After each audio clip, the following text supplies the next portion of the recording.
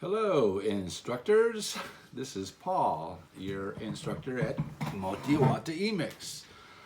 Today, I'm going to make a short video to explain to you some of the guidelines, focus points, and other information concerning how to teach our students and children. Let's start by answering the question number one. How can we motivate students to progress in their learning of English? Okay, so one of the things, or 2 points of the things, is the motivation can be categorized into 2 types. Type 1, intrinsic. I'm sure you will know this understanding. And extrinsic. Intrinsic, extrinsic. If you don't understand, let me help you out. Intrinsic comes from within the person, okay? Now, this meaning is they get their motivation when they enjoy doing some activity, okay?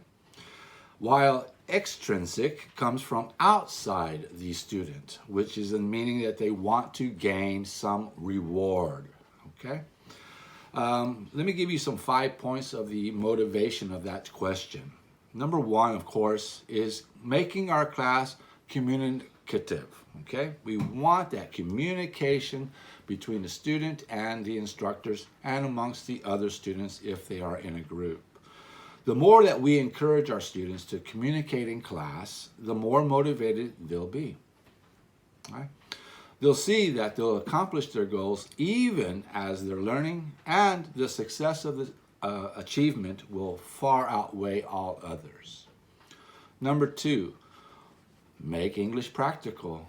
Make it practical. Don't be too into it. Just make it, practical. Students tend to not like doing things that are pointless. They want to know that there's a purpose behind what they do, even if the activity is simple.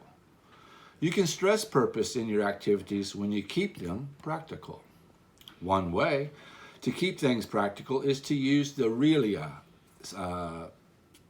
form whenever possible. Doing that form is just another way to adjust material that is creative with the native speakers in mind.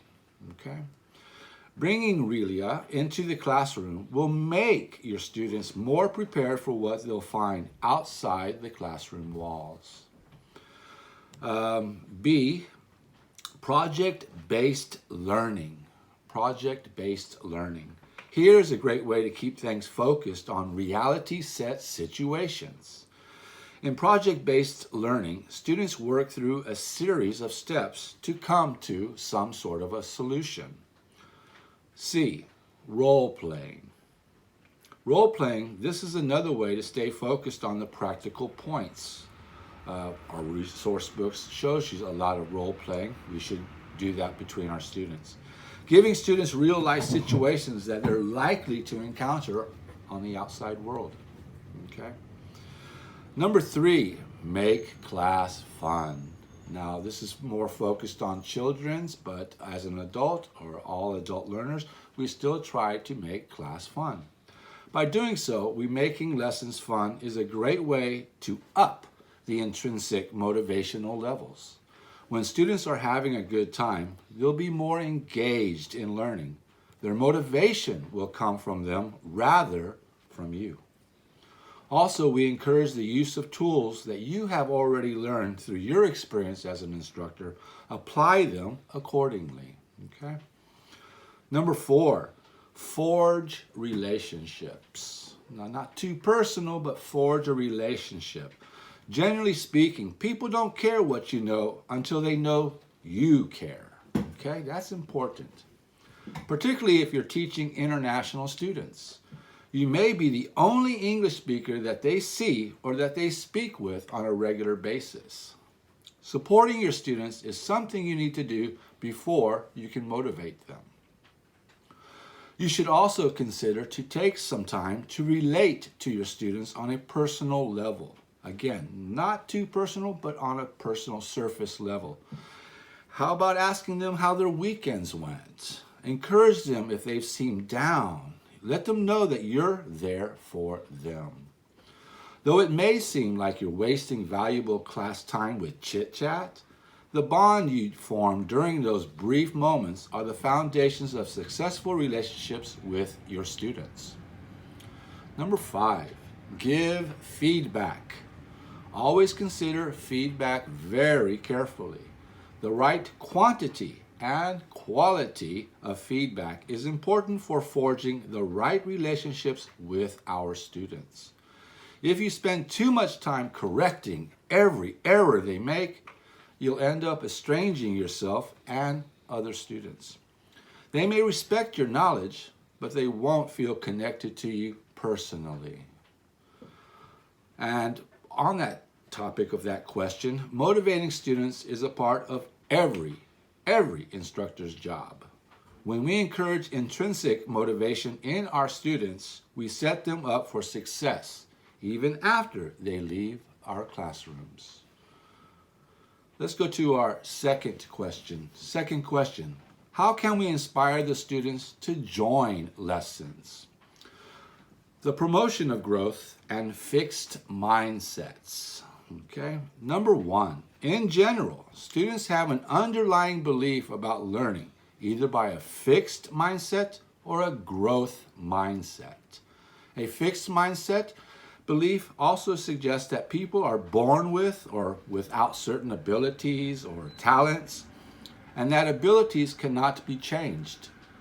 Fixed mindset learners try to prove themselves and will often shy away from challenges because they just don't want to appear to be struggling. A growth mindset learner, on the other hand, believes that abilities and talents can be cultivated and improved through hard work. Growth mindset students enjoy a challenge and see struggles and failures as necessary steps of growth. Learners with a growth mindset are certainly more inspired to work harder. How do we foster a growth mindset in our classrooms? One of the most powerful inspirations for our students is to praise them for their efforts and hard work. But be careful about how we praise. By noticing that they have the power to improve their academic success. That said, we must stop praising ability and rather focus on efforts. We are all learners and should be encouraged as such. In each classroom, several types of learners exist. We have visual learners, tactical learners, verbal, and more reserved learners. We can see it as our responsibility to inspire this by knowing them and endeavor to teach them. The results in our ability to know our students, which leads to a more cohesive, open learning community, is very, very important. Take notes that we all learn differently. Thank you.